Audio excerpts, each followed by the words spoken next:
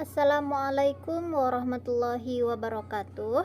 Perkenalkan, nama saya Septina Nispur Ahmadini dengan NIM 21231033 dari Prodi Pendidikan IPA B 2021, bidang studi Fisika Umum, dengan dosen pengampu Dr. Randa Murtiani MPD. Baiklah, di sini saya akan menjelaskan tentang gerak peluru dan hukum 2 Newton. Untuk yang pertama, gerak peluru, di mana tujuan percobaan adalah untuk menentukan pengaruh perubahan kecepatan awal terhadap jangkauan horizontal terjauh. Yang kedua, menentukan pengaruh perubahan sudut elevasi terhadap jangkauan horizontal terjauh. Yang ketiga, menentukan pengaruh ukuran peluru terhadap jangkauan horizontal lintasan terjauh. Yang keempat, mempresentasikan hasil analisis terkait percobaan gerak peluru. Dengan kompetensi 1. Mahasiswa mampu menentukan pengaruh perubahan kecepatan awal, sudut elevasi, dan ukuran peluru terhadap jangkauan horizontal terjauh, serta mengolah data hasil pengukuran menggunakan angka berarti. Baiklah, untuk teori dasar, gerak sebuah peluru dipengaruhi oleh percepatan gravitasi G dengan arah vertikal ke bawah. Pada arah horizontal, percepatannya sama dengan 0. Misalkan, sebuah peluru ditembakkan dengan kecepatan awal V0 dan arah membentuk sudut elevasi θ terhadap garis horizontal. Lintasan peluru dapat dilihat pada gambar. Secara umum, persamaan gerak peluru dalam arah sumbu X adalah X sama dengan V0 dikali cos θ dikali T. Vx sama dengan V0x dikali cos θ. Ax sama dengan 0. Itu persamaan yang pertama. Dan dalam arah sumbu Y adalah Vy sama dengan V0 sin θ dikurang G dikali T. Y dikurang V0 sin θ dikali T dikurang setengah G T kuadrat. Itu persamaan yang kedua. Benda mencapai titik tertinggi pada saat Vy sama dengan 0, sehingga waktu yang diperlukan untuk mencapai titik tertinggi adalah T sama dengan V0 dikali sin θ dibagi gravitasi. Dan itu adalah persamaan yang ketiga. Dengan demikian, dapat pula ditentukan titik tertinggi yang dapat dicapai peluru, yaitu dengan rumus Y max sama dengan V0 kuadrat dikali sin kuadrat θ dibagi 2G, juga disebut persamaan yang keempat.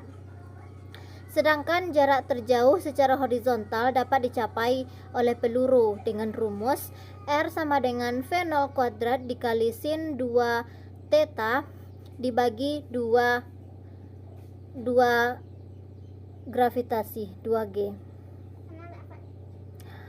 Untuk prosedur kegiatan pada praktikum kali ini, tahap persiapan, yang pertama, buka laptop atau netbook. Yang kedua, hidupkan laptop atau netbook tersebut. Yang ketiga, pastikan laptop yang digunakan memiliki aplikasi Java, Flash, dan Micromedia Flash. Serta yang keempat, carilah tempat di mana software aplikasi Projectile Motion disimpan. Untuk percobaan pertama, yaitu pengaruh perubahan kecepatan awal terhadap jangkauan horizontal terjauh. Yang pertama, bukalah aplikasi Projectile Motion pada komputer atau laptop yang telah dilengkapi dengan aplikasi Java. Yang kedua, aturlah terlebih dahulu diameter dan massa peluru dan atur kondisi tanpa hambatan udara atau air resistance. Yang ketiga, kemudian atur sudut elevasi peluru konstan pada kemiringan 45 derajat. Yang keempat, selanjutnya divariasikan kecepatan awal peluru. Dan yang kelima, amatilah perubahan kecepatan awal peluru terhadap jangkauan horizontal. Yang selanjutnya yaitu pengaruh perubahan sudut elevasi terhadap jangkauan horizontal terjauh. Untuk percobaannya, yang pertama, bukalah aplikasi Projectile Motion pada komputer atau laptop yang telah dilengkapi dengan aplikasi Java. Yang kedua, aturlah terlebih dahulu diameter dan massa peluru dan atur kondisi hambatan udara atau air resistance. Kemudian, atur kecepatan awal peluru konstan 20 meter per second. Selanjutnya, variasikan nilai sudut elevasi dan amatilah perubahan sudut elevasi peluru terhadap jangkauan horizontal. Baiklah, untuk praktikum gerak peluru kita menggunakan projectile motion. Untuk yang pertama kita masuk ke vektor. Di sini kita centang di air resistance. Kemudian kita akan mencobakan sudut 45 derajat dengan kecepatan berubah-ubah. Berapakah jangkauan terjauh dan waktu yang diperlukan? Di sini ada kotak merah itu untuk menembak dan kotak kuning itu adalah untuk menghapusnya. Baiklah, untuk yang pertama kita coba untuk sudut 45 derajat. 45 derajat. Kita cobakan untuk sudut untuk kecepatan awalnya 18 meter per second. Kita cobakan.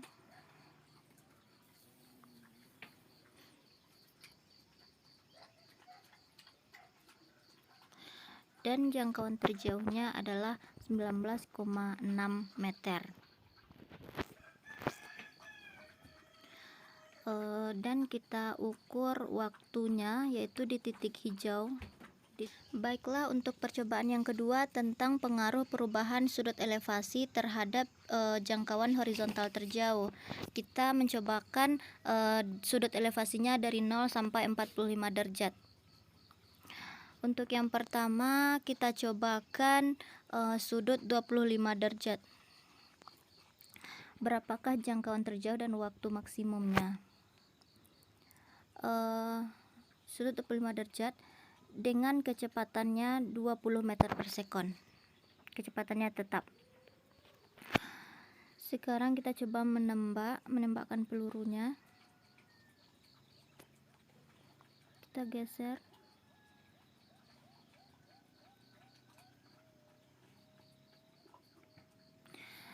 Dan mendapatkan jangkauan terjauhnya yaitu 19,9 meter dan waktu yang digunakan yaitu 0,71 sekon.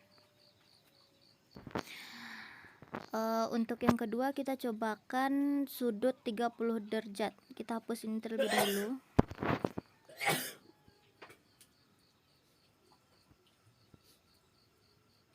Kita mencobakan sudut 30 derajat masih dengan kecepatan konstan yaitu 20 meter per second.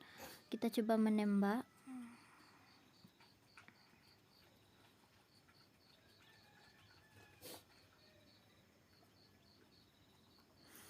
Dan jangkauan terjauhnya adalah 21,3 meter, sedangkan waktunya adalah 0,83. Selanjutnya kita cobakan untuk sudut 35 derajat. Kita hapus dulu. Kita cobakan untuk sudut 35 derajat.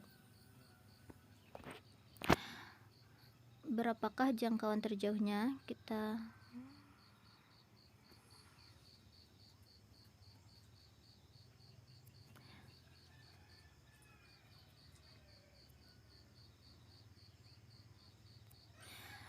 Dan jangkauan terjauhnya adalah 22,2 meter dan waktunya yaitu 0,93 sekon.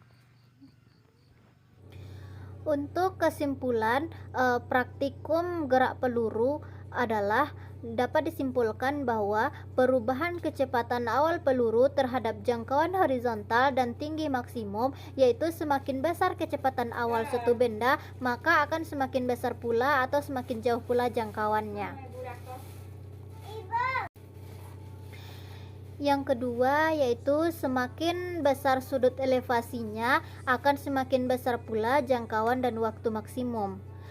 Jadi, kecepatan suatu benda akan semakin tinggi jika sudut elevasinya semakin besar, sehingga dapat disimpulkan bahwa tinggi rendahnya dipengaruhi oleh sudut elevasi. Untuk praktikum yang kedua yaitu hukum 2 Newton, yang mana tujuan percobaan adalah untuk mengetahui hubungan antara gaya yang diberikan pada benda F dengan percepatan gerak benda atau A. Yang kedua, mengetahui hubungan antara massa benda M dengan percepatan gerak benda A. Kompetensi: mahasiswa mampu menentukan hubungan antara gaya, massa, dan percepatan pada satu sistem benda. Untuk teori dasar tentang hukum 2 Newton ini yaitu hukum kedua Newton ini seringkali kita jumpa dalam kehidupan sehari-hari, terutama pada kasus benda yang bergerak. Bunyi dari hukum 2 Newton ini yaitu perubahan dari gerak selalu berbanding lurus dengan gaya yang dihasilkan atau bekerja dan memiliki arah yang sama dengan garis normal dari titik singgung gaya dan benda. Selanjutnya, hukum 2 Newton dapat juga didefinisikan melalui persamaan berikut. F sama dengan M dikali A, di mana F adalah gaya yang bekerja pada suatu benda atau ya dengan satuan Newton. M adalah konstanta kesebandingan atau massa, satuannya kilogram, dan A adalah perubahan gerak atau percepatan yang dialami benda, yang satuannya meter per sekon kuadrat. Alat dan bahan dalam praktikum hukum 2 Newton ini yaitu aplikasi PHET interaktif, simulation, dan komputer. Selanjutnya kita pada kegiatan yang kedua yaitu ulangi langkah nomor 1 sampai nomor 6 pada kegiatan 1. Tetapkan gaya yang dikenakan yaitu 100 Newton dengan cara mengubah tombol atau kotak pada kotak mengatur gaya. Tetapkan massa benda dalam 50 kg dengan memilih dan memindahkan benda dengan massa 50 kg ke lintasan gerak benda. Untuk kegiatan kedua yaitu dengan gayanya konstan yaitu 100 Newton dan berat benda itu diubah-ubah. Yang pertama untuk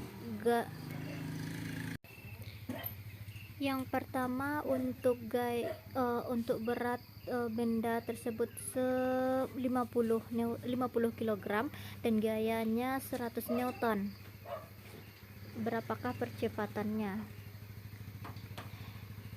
Yaitu 2,00 meter per sekon kuadrat.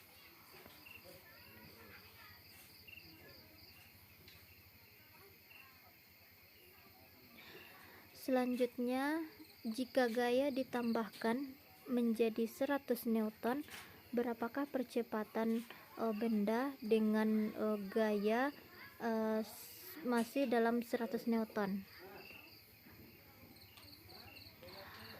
Percepatannya menjadi 1,00 meter per sekon kuadrat. Untuk selanjutnya kita beri beban menjadi 150. Berapakah percepatannya? Maka dengan gaya 100 Newton dan berat benda 150 menghasilkan percepatan 0,67 meter per sekon kuadrat.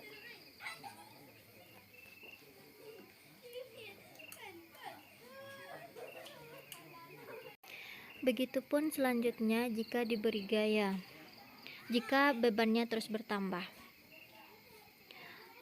Untuk kegiatan pertama kita masukkan hasilnya pada tabel 1. Dari percobaan praktikum yang telah kita lakukan tentang tentang hukum 2 Newton, kesimpulan yang dapat kita ambil yaitu hubungan antara percepatan benda A dengan gaya yang diberikan pada benda F adalah jika gaya yang dikenakan pada suatu benda maka percepatan grafik akan semakin besar. Yang kedua, hubungan percepatan gerak benda A dengan massa M adalah jika massa semakin besar maka nilai percepatan benda semakin kecil atau M berbanding dengan A. Demikianlah penjelasan materi dari saya. Mohon maaf atas segala kesalahan dan kekurangan. Wassalamualaikum warahmatullahi wabarakatuh.